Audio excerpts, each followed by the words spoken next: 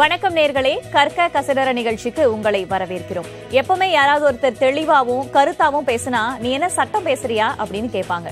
ஒருத்தருக்கு சட்டத்தை பத்திய முழுமையான அறிவு இருக்கு அப்படின்னா எல்லாருமே அவங்களுடைய சந்தேகங்களையும் தீர்வுகளை நாடுறதுக்கும் அவங்க கிட்ட தான் போவாங்க.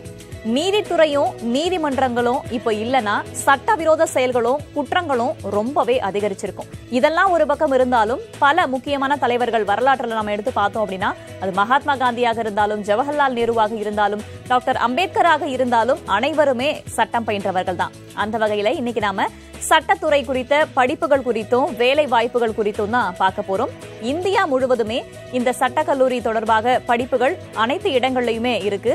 குறிப்பாக சொல்லணும் அப்படின்னா நாடு முழுவதும் 4.5 கோடி வழக்குகள் தேக்கம் அடைஞ்சிருப்பதாக ஒரு புள்ளி விவரம் சொல்லுது. இதை அடிப்படையா வச்சு பார்க்கும்போது வருங்காலத்துல இன்னும் கூட சட்டத்துறைக்கான தேவை அதிகரிக்கும். அந்த சட்டத்துறை படிச்சு வந்தவங்களுக்கான வேலை வாய்ப்பும் அதிகரிப்பதற்கான வாய்ப்பு இருப்பதாக தான் பார்க்கப்படுது. அந்த சட்டத்துறை குறித்து தான் இன்னைக்கு நம்ம விரிவா பேச இருக்கோம். இது குறித்து பேசுவதற்காக சென்னை டாக்டர் அம்பேத்கர் சட்ட கல்லூரியினுடைய முதல்வர் திரு கௌரி ரமேஷ் நம்முடைய அரங்கத்திற்கு வந்திருக்கிறார். அவரோட பேசலாம். மேம் வணக்கம். முதலாவதாக, ஒரு மாணவன் ஏன் சட்டம் படிக்கணும்? மிக சிறந்த கேள்வி இது. சட்டம் ஏன் பயில வேண்டும் அப்படின்ற கேள்விக்கு பல ஆண்டுகளுக்கு முன்னால் சட்டக்கல்வி அப்படிங்கிறது ஒரு தொழில் ரீதியான ஒரு படிப்பாக மட்டும்தான் பார்க்கப்பட்டது. ஆனால் இன்றைய காலகட்டத்தில் கண்ணோட்டங்கள் மாறுகின்றன. எப்படின்னு பார்த்தீங்கன்னா அது ஒரு சட்டக்கல்வி பயில்வது ஒரு வாழ்வியல் முறையாகவே மாறிவிட்டது. அதாவது உடனுற கலந்து விட்டது. சட்டம் எங்கும் சட்டம், எதிலும் சட்டம் என்ற நிலைமை தான் இப்போ இருக்கக்கூடிய காலகட்டத்தில் மேலோங்கி இருக்கிறதுனால சட்டக்கல்விங்கிறது it is intertwined in everyone's routine life அப்படின்னு சொல்லலாம். ஸோ சட்டக்கல்விங்கிறது இப்பொழுது மிக மிக முக்கியமான ஒன்றாக கருதப்படுகிறது. என்னென்ன தகுதி ஒருவர் சட்டம் படிக்க வேண்டும், சட்டக்கல்வி எடுக்க வேண்டும் தன்னுடைய கரியராக அப்படின்னா என்னென்ன தகுதி இருக்கு? இதுக்கு நுழைவு தேர்வு அப்படின்ற மாதிரி ஏதாவது இருக்கா? இப்ப ஆர்கிடெக்சருக்கெல்லாம் நாட்டா இருக்கு இல்லைங்களா, அந்த மாதிரி ஏதாவது தேர்வு எழுதணுமா? இப்ப இந்த காலகட்டத்தில் பார்த்தீங்கன்னா இப்ப நுழைவு தேர்வு அப்படிங்கிறது கிடையாது. சட்டம் நமக்கு 3 ஆண்டு சட்ட படிப்புன்னு ஒன்று இருக்கு, 5 ஆண்டு ஒருங்கிணைந்த சட்ட 5 இயர் இன்டகிரேட்டட் கோர்ஸ் அப்படின்னு இருக்கு, 3 இயர் LLB கோர்ஸ் அப்படிங்கிறது இருக்கு. இதுக்கு எதற்குமே நுழைவு தேர்வு கிடையாது. கிட்டத்தட்ட 14 கவர்மெண்ட் லா காலேஜஸ், அரசு சட்ட கல்லூரிகள் இருக்கின்றன. இவை அனைத்திலும் இந்த 3 ஆண்டு சட்ட படிப்பும் இந்த 5 ஆண்டு சட்ட படிப்பும் கொடுக்கறாங்க. அது மட்டும் இல்லாமல் பார்த்தீங்கன்னா தமிழ்நாடு டாக்டர் அம்பேத்கர் சட்ட பல்கலைக்கழகத்தில் சீர்மிகு சட்டப்பள்ளின்னு ஒன்று இருக்கு. அங்கேயும் பார்த்தீங்கன்னா இந்த 5 ஆண்டு ஒருங்கிணைந்த சட்டக்கல்வியும் இந்த 3 ஆண்டு சட்டக்கல்வியும் சொல்லி கொடுக்குறாங்க. இதுக்கு எந்த விதமான நுழைவு தேர்வும் கிடையாது. குவாலிஃபைங் எக்ஸாம் மார்க்ஸ், அதாவது 5 ஆண்டு அப்படின்னு பார்த்தீங்கன்னா உங்களுடைய +2 மார்க் தான் இதுக்கு குவாலிஃபைங் மார்க்ஸாக எடுத்துக்கப்படும். அதே மாதிரி உங்களுடைய 3 ஆண்டு சட்ட படிப்புக்கு பார்த்தீங்கன்னா உங்களுடைய இளநிலை UG மார்க்ஸ் தான் இதற்கு எடுத்துக்கொள்ளப்படுவாங்க.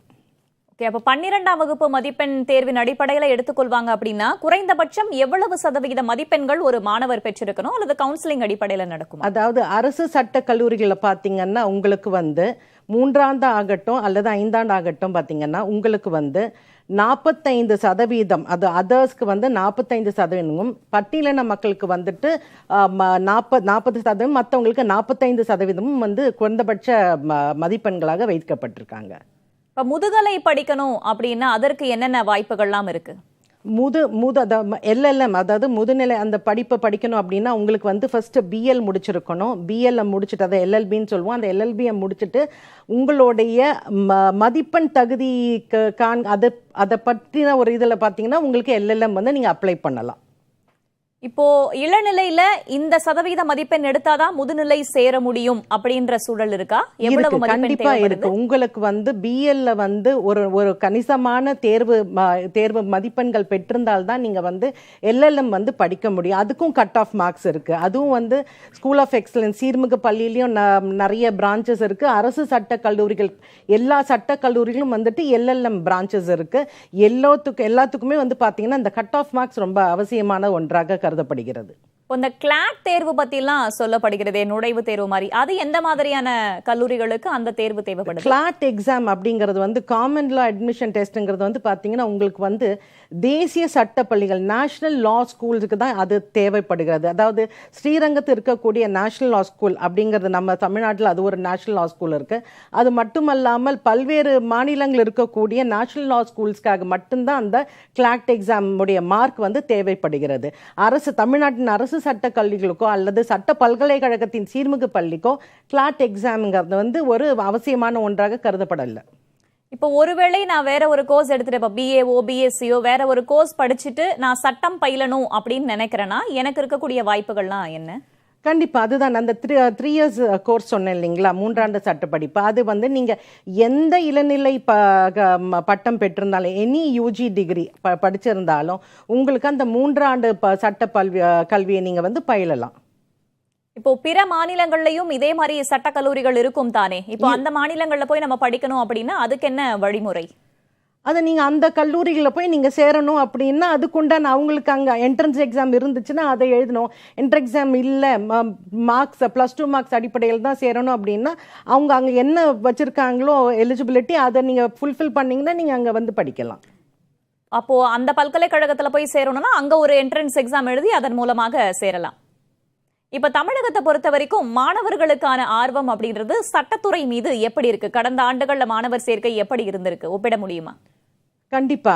அதாவது பல ஆண்டுகளுக்கு முன்னால் வந்து பார்த்தீங்கன்னா அந்த சட்டக்கல்வியினுடைய அந்த விழிப்புணர்வு வந்து அந்த அளவுக்கு இல்லை. இப்போ இருக்கக்கூடிய காலகட்டத்தில் நீங்கள் கம்பேர் பண்ணும்போது இப்போ வந்து பார்த்தீங்கன்னா மாணவர்கள் ரொம்ப ரொம்ப வந்து தெளிவாக இருக்காங்க என்ன படிக்கணும் அப்படிங்க. அதுவும் சட்டக்கல்வியோடைய ஆர்வம் வந்து மிகவும் மேலோங்கி இருக்கிறதுன்னு தான் நான் சொல்லணும்.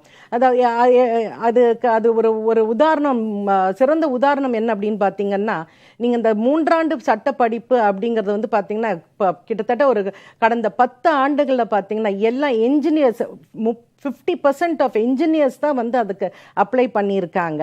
ஸோ அவங்கள கேட்குறோம், நீங்கள் இன்ஜினியரிங் படிச்சிருக்கீங்க, இப்போ எதுக்கு சட்டம் படிக்க வரீங்க அப்படின்னு நாங்கள் கேட்கும் போது, இல்லை மேடம் எங்களுக்கு வந்து சட்டம்னா என்னன்னு தெரியணும், எங்களுக்கு சொந்த பிரச்சனை இருக்குது, அதனால் நாங்கள் வழக்கறிஞர்கிட்ட போனாலும் சரி எங்களுக்கு சட்டம் தெரியணும், மக்களுக்கு வந்து சேவை செய்வதற்கு சட்டம் தேவைப்படுகிறது, இப்படி பல்வேறு காரணங்கள் கொடுக்குறாங்க. அதனால் மாணவர்களுடைய அந்த சட்டக்கல்வி மேலே இருக்கக்கூடிய ஆர்வம் வந்து மிகவும் மேலோங்கி இருக்கிறது. அதற்கு முழுமுதல் காரணம் அவங்களுடைய விழிப்புணர்வு அதிகரிச்சிருக்கு. இப்ப நீங்க சொன்னீங்க முன்னதாக பொறியியல் முடிச்சிட்டு கூட சட்டம் படிக்க வராங்க. இந்த சட்டத்துல வேற ஏதாவது குறுகிய கால படிப்புகள் என்பது போன்ற விஷயங்கள் வழங்கப்படுகிறதா? அதாவது குறுகிய காலம்னா டிப்ளமாஸ் அப்படின்னு இருக்கு, டிப்ளமா கோர்சஸ் இருக்கு. அது வந்து 1 ஆண்டு டிப்ளமா கோர்ஸ் இருக்கு, 2 ஆண்டு டிப்ளமா கோர்ஸ் இருக்கு. இதெல்லாம் வந்து சட்ட பல்கலைக்கழகத்துல இருக்கு. தமிழ்நாடு டாக்டர் அம்பேத்கர் சட்ட பல்கலைக்கழகத்துல அது கொடுக்குறாங்க. அதுக்கு என்ன எலிஜிபிலிட்டி? உங்களுக்கு வந்து டிகிரி முடிச்சிருக்கலாம், டிகிரி முடிச்சுட்டு நீங்க அதுக்கு அப்ளை பண்ணலாம். நீங்க படிக்கும் போதே வேற ஏதாவது செய்யும் போதே வேலை பார்க்கும் போதே கூட நீங்க வந்து அந்த டிப்ளமா கோர்ஸ் பண்ணலாம். இப்போ முந்தைய ஆண்டுகளை ஒப்பிடும்போது கடந்த சில ஆண்டுகளாக மாணவர்களுக்கு பல ஈர்ப்புகள் உண்டாகி இருக்கிறது இந்த படிப்பின் மேல அப்படின்னு சொல்லியிருக்கீங்க. மற்ற மாநிலங்களை ஒப்பிடும்போது தமிழகத்துல இந்த சட்டக்கல்வியினுடைய தரம் அப்படின்றது எப்படி இருக்கு? கண்டிப்பாக தரம் வந்து மிக மிக மேலோங்கி தான் இருக்குன்னு நான் சொல்லணும். ஏன் அப்படின்னு பார்த்தீங்கன்னா, இப்போ வந்து மற்ற மாநிலங்கள், அதாவது கேரளா ஆகட்டும், இல்லை ஆந்திர பிரதேஷ், கர்நாடகா உதாரணத்துக்கு சொல்கிறேன், அங்கே வந்து 33 கல்லூரிகள் இருக்குது, ஆந்திராவில் வந்து 65 கல்லூரிகள் இருக்குது, கர்நாடகாவில் 103 இப்படி நிறைய கல்லூரி இருக்குது. ஆனால் தமிழ்நாட்டை பொறுத்த வரைக்கும் அரசு சட்ட கல்லூரி 14 கல்லூரியும் சீர்மிகு சட்ட பள்ளிங்கிறது ஒன்று இருக்குது. ஸோ இதை தவிர்த்து வேறு எதுவுமே மற்ற டீம்டு யூனிவர்சிட்டிஸ் இருக்குது. இருந்தாலும் இங்கே கொடுக்கக்கூடிய அந்த சட்ட கல்வியானது வந்து மிக மிக தரம் மேலோங்கி இருக்கிறது அப்படிங்கிறதான் சொல்லணும். ஏன்னா நிறைய கல்லூரிகள் இருந்துச்சுன்னா நிறைய சட்ட கல்வி அப்படிங்கிற போது அந்த தரம் வந்து குவாலிட்டி எப்படி இருக்குன்னு உங்களுக்கே தெரியும். பட் இங்கே அப்படி கிடையாது. தமிழ்நாட்டில் தரம் வந்து மிகவும் மேலோங்கி தான் இருக்கிறது. இப்போ வேலை வாய்ப்பை பொறுத்த வரைக்கும் வழக்கறிஞராக முடிச்சுட்டு வெளியில வராங்க, அந்த படிப்பை படிச்சுட்டு வெளியில வராங்க அப்படின்னா என்னென்ன நிறுவனங்கள்ல அல்லது எந்தெந்த துறைகள்ல அவங்களுக்கு வேலை கிடைப்பதற்கான வாய்ப்புகள் இருக்கு? வேலை வாய்ப்பு அப்படின்னு சொல்லும் போது பறந்து விரிந்து இருக்குமா அந்த வேலை வாய்ப்பு வாய்ப்புகள். அதாவது முன்னாடி வந்து பார்த்தீங்கன்னா உங்களுக்கு வந்து நம்ம லா படித்தோம் அப்படின்னா ப்ராக்டிஸ் பண்ணல, வழக்கறிஞராக வந்து மிடுக்கா வந்து வழக்கறிஞர் அப்படின்னு சொல்லிட்டு கவுனை போட்டு போகலாம், அது மட்டும்தான் இருந்தது. இப்போ அது அந்த ஒரு சூழ்நிலையே மாறி போயிடுச்சு. எப்படின்னு பார்த்தீங்கன்னா இப்போ வந்து பார்த்தீங்கன்னா நிறைய, அதாவது உங்களுக்கு நீதித்துறை மற்றும் வந்து அகடமிக்ஸ், இப்போ என்ன மாதிரி வந்து லெக்சரராக வந்து கல்லூரியில் போய் அப்புறம் முதல்வராக இப்படிப்பட்ட ஒரு அகடமிக் சைடு இருக்குது. அடுத்தது நிர்வாகத்துறை, அரசு டிஎன்பிஎஸ்சி உடைய யூபிஎஸ்சியோடைய தேர்வுகள் எழுதி அந்த நிர்வாகத்துறையில் கூட நீங்கள் வந்து நிறைய இருக்குது. அப்புறம் எல்பிஓஸ் இருக்குது, மல்டி கார்பரேஷனல், அதாவது இந்த மல்டிநேஷனல் கார்பரேஷன் சொல்கிறோம் இல்லையா, அந்த மாதிரி கார்பரேட் செக்டார்ஸில் வந்து லீகல் அட்வைசர் இருக்குது. அதாவது 50 நபர் கொண்ட ஒரு சிறிய ஆஃபீஸாக இருந்தாலும் சரி, 500 நபர் கொண்ட ஒரு பெரிய ஆஃபீஸாக இருந்தாலும் சரி, ஒரு தொழிற்சாலையாக இருந்தாலும் சரி, எங்கே இருந்தாலும் ஒரு லீகல் ஆஃபீஸர், லா ஆஃபீஸர் அப்படிங்கிறது கண்டிப்பாக ஒரு டீம் இருக்கும். ஸோ எல்லா இடத்துலையும் பார்த்தீங்கன்னா நீங்கள் படிச்சிங்கன்னா, சட்டக்கல்வி படிச்சிங்கன்னா உங்களுக்கு வசதி வாய்ப்புங்கிறது மிக மிக பறந்து இருக்குது அப்படிங்கிறத நான் சொல்ல முடியும்.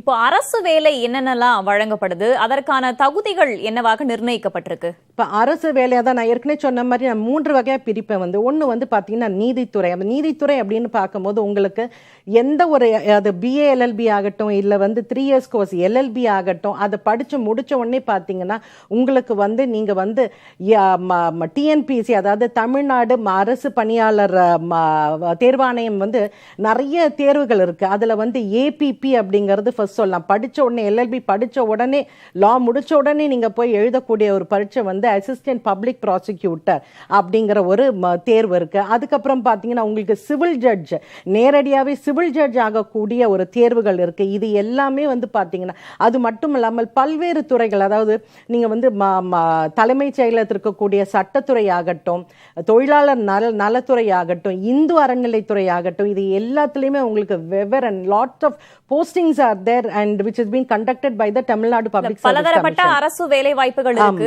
அதற்கான தகுதியாக என்ன நிர்ணயிக்கப்படுகிறது? தேர்வு எழுதி பேசிக்கான ஒரு சட்டம் பட்டம் மட்டும்தான், அதாவது எல்எல்பி ஆர் பிஏ எல்எல்பி மட்டும்தான். இளங்கலை மட்டும் போதும், இளங்கலை மட்டும்தான் போதும். இது வந்து நான் சொன்ன இந்த நீதித்துறைக்கு உண்டானது. நீங்க வந்து இப்ப என்ன மாதிரி வந்து ஒரு கல்லூரியில வந்து ஒரு பேராசிரியரா உள்ள சேரணும் அப்படின்னு பாத்தீங்கன்னா உங்களுக்கு வந்து இளநிலை, அதுக்கு அடுத்தது வந்து முதுநிலை எல்எல்எம் படிச்சிருக்கணும். இந்த எல்எல்எம் முடிச்சுட்டு பார்த்தீங்கன்னா ஸ்லெட் ஆர் நெட், அதாவது state level eligibility test plus national eligibility டெஸ்ட்னு இருக்குது. அது தேசியத்தில் டெல்லியிலேருந்து நடத்துறது. இது வந்து ஸ்லேட் வந்து நம்ம தமிழ்நாட்டுக்கு மட்டும் நடத்துறது. அது வந்து பார்த்தீங்கன்னா அந்த பரீட்சையை நம்ம பாஸ் பண்ணால் மட்டும்தான் எந்த விதமான ஒரு கல்லூரியிலையும் வந்து பேராசிரியர் பணிக்கு நம்ம செல்ல முடியுங்கிறது. ஸோ இதை முடிச்சுட்டாலே நம்ம கல்லூரிகள் வந்து பேராசிரியர்களுக்கு அந்த போஸ்டிங்க்கு நம்ம போகலாம். சரி, நம்ம தொடர்ந்து பேசலாம். சட்ட படிப்பில் இருக்கக்கூடிய உட்பிரிவுகள் குறித்தும் அது சார்ந்த வேலை வாய்ப்புகள் குறித்தும் விரிவாக கூறுகிறார் செய்தியாளர் கனிமொழி. புத்தி கூர்மை, துணிச்சல், தன்னம்பிக்கை மிகுந்தவர்களுக்கு ஒரு சவாலான படிப்பு அப்படின்னா இந்த சட்டத்துறையை சொல்லலாம். சட்டப்படிப்பு படிக்கிறதுக்கு நமக்கு நிறைய வழிகள் இருக்கு. அது என்னென்ன அப்படின்னு பார்த்தோம்னா, ஃபர்ஸ்ட் டிப்ளமோ கோர்ஸ். டிப்ளமோ பிரிவில் பார்த்தோம்னா diploma in criminal law, diploma in business law, இதுலேயே corporate law and management, cooperative law, cyber law, criminology அப்படின்னு நிறைய படிப்புகள் இருக்கு. டிப்ளமோன்னு வரும்போது அது வந்து 1 to 3 வருட படிப்பா நம்ம வந்து படிக்க முடியும். இது இல்லாம இளநிலை படிப்பு அப்படின்னு சொல்லி பார்த்தோம்னா LLB bachelor of law, BBA LLB, BA LLB, BCom LLB, அது இல்லாமல் பிஎஸ்எல் எல்எல்பி அப்படின்னு சொல்லிட்டு 3 to 5 வருஷம் வரைக்கும் இந்த படிப்பை படிக்க முடியும். இது இல்லாமல் தனியாக சர்டிஃபைட் கோர்ஸ் கூட நீங்கள் பண்ணலாம். அது பார்த்தோம் அப்படின்னா cyber law, certificate course in business law, corporate law, anti human trafficking அப்படின்னு சொல்லிட்டு நிறைய சர்டிஃபிகேட் கோர்ஸ் இருக்கு. இதுக்கு வந்து எவ்வளவு காலம் ஆகும் அப்படின்னு பார்த்தோம்னா 2 வாரத்திலிருந்து 6 மாதங்கள் வரைக்குமே உங்களுக்கு வந்து இந்த சர்டிஃபிகேட் கோர்ஸ் வந்து படிக்க முடியும். சரி, இது படிக்கிறோம் அப்படின்னா நமக்கு வந்து ஓவராலாக எவ்வளவு ஃபீஸ் ஆகும் அப்படின்னு பார்த்தோம்னா உத்தேசமாக 25,000 ரூபாயிலிருந்து 4 லட்சம் ரூபாய் வரைக்கும் அதிகபட்சமாக செலவாகிறதா சொல்லப்படுது. சட்டம் படிக்கிறதுக்கு தமிழ்நாட்டில் அப்படின்னு பார்த்தோன்னா 38 கல்லூரிகளில் இது சார்ந்த துறைகள் இருக்குது. ஸோ நீங்கள் தைரியமாக இந்த கோர்ஸை எடுத்து படிக்க முடியும். இது படித்ததுக்கப்புறமா என்னென்ன வேலை வாய்ப்புகள் இருக்குது அப்படின்னு சொல்லி பார்த்தோன்னா லாயராக போகலாம், பப்ளிக் ப்ராசிக்யூட்டராக ஒர்க் பண்ணலாம். அது இல்லாமல் கார்ப்பரேட் ஆஃபீஸஸ்லாம் வந்து லீகல் அட்வைசராக வந்து ஜாப் நிறைய வேக்கன்ட் இருக்குது. ஸோ அதுலேயும் நீங்கள் ட்ரை பண்ணலாம். லெக்சரராக போகலாம், லீகல் எக்ஸிக்யூட்டிவாக போகலாம். இவ்வளவு வேலை வாய்ப்புகள் வந்து இந்த துறையை படித்தா இருக்குது. இது மட்டும் இல்லாமல் இதுக்கான ஸ்கோப் எப்படி இருக்குது அப்படின்னு சொல்லி பார்த்தோம்னா ரொம்ப டிமாண்டிங்காகவும் கிரேஸாகவும் இருக்குது அப்படின்னு சொல்லப்படுது. மாணவர்கள் ஏன் சட்டம் படிக்கணும் அப்படின்றது குறித்து தன்னுடைய அனுபவத்தை பகிர்ந்து கொள்கிறார் ஓய்வு பெற்ற நீதிபதி கற்பக விநாயகம். வழக்கறிஞர் தொழில்தான் தொழில்களிலேயே மிக மிக முக்கியமான தொழில். It's the best profession in the world. Not engineering, not doctor, not others and all, auditors and all. It's only lawyer's profession is the best profession. காரணம் the lawல வந்து நம்ம வந்து we are actively engaged. படிக்கிறோம், daily படிக்கிறோம், daily கத்துக்கிறோம். கற்றுக்கொண்டதை மற்றவர்களுக்கு உதவி செய்கிறோம், நிரபராதிகளை விடுவிக்கிறோம், அல்லது குற்றவாளிகளை நீதிபதிக்கு குற்றவாளிகள் யார் என்று கண்டுபிடித்து அவர்களை சிறைக்கு அனுப்புகிறோம். அது போன்ற கான்செப்ட் அந்த நீதிபதிகளுக்கு மட்டும்தான் உண்டு. நான் அதிகமாக நேசித்தது அந்த சீனியர் கவுன்சில் என்பது ஒன்று, நிறைய பணம் வருதுங்கிறது ஒன்று. ஆனால் as a judge I was very happy because I was able to render lot of judgments. என்னுடைய தீர்ப்புகள் எல்லாம் இன்னைக்கு 6 வால்யூம்ஸ் வந்திருக்கு இங்கிலீஷ்ல, 2 வால்யூம்ஸ் வந்திருக்கு தமிழ்ல. அதனால லைஃப்ல ஏதாவது சாதிக்கணும்னா நல்ல ப்ரொஃபஷன், பெஸ்ட் ப்ரொஃபஷன் லா. அந்த லா வந்து you love the law, law will love you. You must be work hard, honesty, hard work, humility will take you to the heights. எனவே படியுங்கள், படியுங்கள், படியுங்கள், மனதில் படியும்படி படியுங்கள். தொடர்ந்து பேசலாம். திருமதி கௌரி, இடைவேளைக்கு முன்னாடி நம்ம கேட்ட மாதிரி இப்ப வெளிநாடுகள் எல்லாம் போயிட்டு சட்டக்கல்வி பயிலலாமா? ஏன்னா நம்ம நாட்டுல வேற மாதிரி இருக்கும் சட்டம், வெளிநாட்டுல சட்டம் வேற மாதிரி இருக்கும். அந்த மாதிரி போய் படிக்கலாமா? கண்டிப்பா படிக்கலாம். உங்க வசதி வாய்ப்பை பொறுத்து தான் அது இருக்கு. நீங்க வந்து வெளிநாட்டுல போய் படிக்கணும், அங்கேயே பிராக்டிஸ் பண்ணணும் அப்படின்னா நீங்க கண்டிப்பா அங்கதான் போயிட்டு அந்த இளநிலை கல்வியை படிக்கணும். ஸோ அங்க வந்து நீங்க வந்து லா படிச்சுட்டு அங்க இருக்கக்கூடிய நீதிமன்றங்களை நீங்க வந்து பிராக்டிஸ் பண்ணலாம். அது மட்டும் இல்லாம இங்க நம்ம இளநிலை படிச்சுட்டு அங்க வெளிநாடுகளில் போயிட்டு முதுநிலை படிக்கலாம். எல்எல்எம் படிக்கிறவங்க நிறைய மாணவர்கள் இருக்காங்க. நாங்களே நிறைய எங்களுடைய மாணவர்களுக்கு வந்து நாங்களே நற்சான்றிதழ் கொடுத்து நாங்கள் நிறைய பேரை வந்து வெளிநாட்டுக்கு அந்த மாதிரி எல்எல்எம் படிக்க அனுப்பியிருக்கோம். ஸோ அவங்க அங்கே போய் படிப்பாங்க. அங்கே படிச்சுட்டு மறுபடியும் திரும்பவும் நம்ம நாட்டுக்கே வந்து ப்ராக்டிஸ் பண்ணுவாங்க. இல்லை அங்கேயே வந்து மறுபடியும் அந்த நாட்டினுடைய அந்த சட்டத்தை பயின்று அங்கே இருக்கக்கூடிய நீதிமன்றங்களில் நிறைய பேர் ப்ராக்டிஸ் பண்ணுறவங்களும் இருக்காங்க. நிறைய பேர் ஷைன் பண்ணிட்டு இருக்காங்க. இப்போ வெளிநாடுகளில் இருக்கக்கூடிய வேலை வாய்ப்பெல்லாம் எப்படி? அதுதான் நான் சொன்னேன் இல்லைங்களா, இப்போ வெளிநாடு வந்து நம்ம சட்டம் இளநிலை சட்டத்தை படித்து அங்கே போய் நம்ம ப்ராக்டிஸ் பண்ண முடியாது. நம்ம இளநிலை சட்டத்தை படித்தோம்னா அங்கே போய் எல்எல்எம் படிச்சுட்டு மறுபடியும் அங்கே இருக்கக்கூடிய அந்த நாட்டினுடைய சட்டத்தை வந்து நம்ம படித்தால் மட்டுமே அங்கே இருக்கக்கூடிய நீதிமன்றங்களில் நம்ம வந்து வழக்கறிஞராக பணியாற்ற முடியும். நேரடியாக அங்கு சென்று பணிபுரிய முடியாது, இளநிலை மட்டும் படித்து விட்டு அங்கே போய் ஒரு கோர்ஸ் படிச்சுட்டு அதை கண்டிப்பா அந்த நாட்டு சட்டம் நமக்கு தெரிஞ்சிருக்கணும் இல்லையா? சரி, அங்க போயிட்டு அங்க வந்து எந்த நாட்டுல இந்த துறைக்கான டிமாண்ட் அப்படிங்கிறது அதிகமாக இருக்கிறது? பொதுவாகவே வந்து வெளிநாட்டில் எல்லாத்துக்குமே பார்த்தீங்கன்னா மருத்துவத்தை அதுக்கு மேலேயும் பார்த்தீங்கன்னா சட்டத்திற்கு தான் டிமாண்ட் ஜாஸ்தி, ஃபீஸ் ஜாஸ்தி, டிமாண்ட் ரொம்ப ரொம்ப ஜாஸ்தி.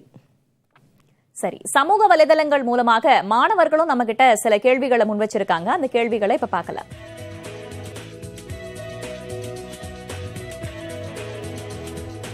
கோவையிலிருந்து ஜெயஸ்ரீ அப்படின்றவங்க கேட்டிருக்காங்க, வெளிநாட்டுல சட்டம் பயில முடியுமா என்பதான ஒரு கேள்வி. அது குறித்து தான் நம்ம பேசிட்டு இருந்தோம். அடுத்த கேள்வி,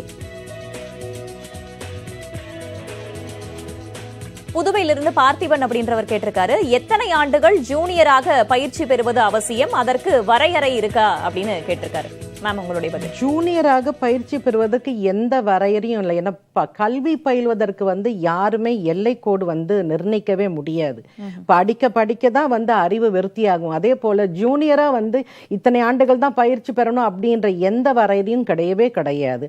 உங்களுக்கு தன்னம்பிக்கை வர வரைக்கும் என்னால் தனியாக ஒரு வழக்கை எடுத்து நடத்த முடியும் அப்படின்ற அந்த தன்னம்பிக்கை வர வரைக்கும் நீங்க ஜூனியரா பிராக்டிஸ் பண்ணலாம். சரி, நம்ம தொடர்ந்து பேசலாம். இன்னும் கூட சில மாணவர்கள் கேள்விகள் முன் வச்சிருக்காங்க, அதை பார்க்கலாம்.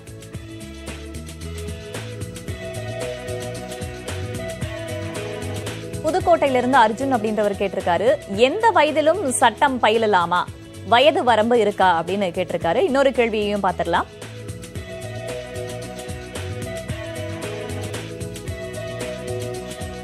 சைதாப்பேட்டையிலிருந்து யாழினி அப்படின்றவங்க கேட்டிருக்காங்க, பெண்களுக்கு சட்ட வேலை வாய்ப்புல ஏதாவது சலுகைகள் இருக்கிறதா அப்படின்னு கேட்டிருக்காங்க. முதல் கேள்விக்கு பதில் கொடுங்க. முதல் கேள்வி வந்து பாத்தீங்கன்னா என்ன, வயது வரம்பு ஏதாவது இருக்கா? இந்த வயசு வரைக்கும் வயது வரம்பு இப்ப வந்து தமிழ்நாட்டுல பாத்தீங்கன்னா உங்களுக்கு வந்து சட்டக்கல்வி படிப்பதற்கு வயது வரம்பு கிடையாது.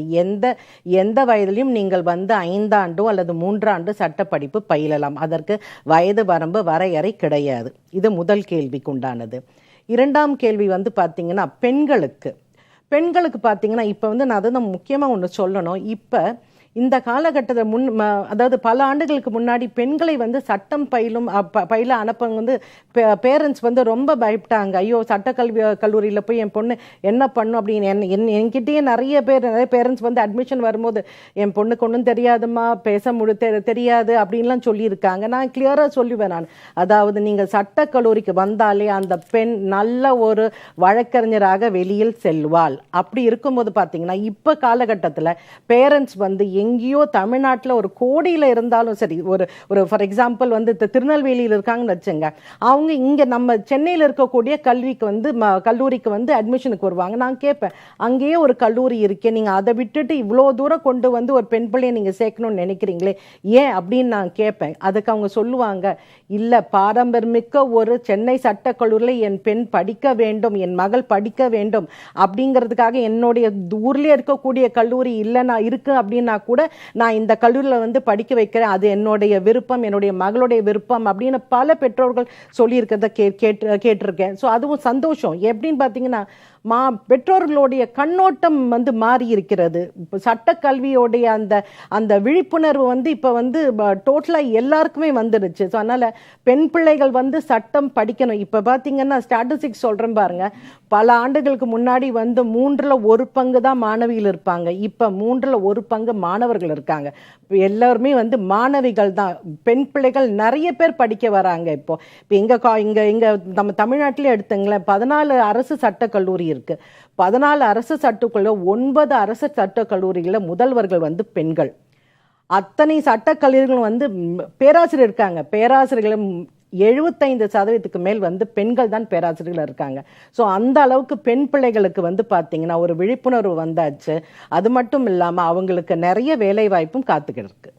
பெண்களுக்கான ஈர்ப்பு சட்டத்துறை மேல அதிகரிச்சிருக்கு அப்படின்னு சொல்லியிருக்கீங்க. அவங்க கேட்டிருந்தது சலுகைகள் ஏதாவது தரப்படுகிறது? சலுகைகள் கண்டிப்பாக. அதாவது நீங்க அரசு வேலை வாய்ப்பு பாத்தீங்கன்னா அந்த அரசு வேலை வாய்ப்புல வந்து பெண்களுக்குன்னு நிறைய கோட்டாஸ் இருக்கு. அதனால அந்த கோட்டால அவங்க கண்டிப்பாக போகலாம். சரி, அப்ப படிக்கும் போதே பெண்களுக்கோ இல்ல பொதுவாகவே ஸ்காலர்ஷிப்ஸ் அந்த மாதிரி சலுகைகள்லாம் வழங்கப்படுதா? ஸ்காலர்ஷிப் இருக்குங்க. அதாவது பிற்படுத்தப்பட்ட மக்கள், மிகவும் பிற்படுத்தப்பட்டவர்கள், பட்டியலில் மாணவர்கள் எல்லாருக்குமே ஸ்காலர்ஷிப்ஸ் இருக்கு. ஒரு சட்டத்துறையை தேர்ந்தெடுத்து அதை தன்னுடைய எதிர்காலமாக ஆக்கிக்கொள்ள ஒரு மாணவர் விரும்பினார் அப்படின்னா என்னென்ன மாதிரியான திறன்களை அவங்க படிக்கும் போதே வளர்த்துக் கொள்வது மிக அவசியமாகுது?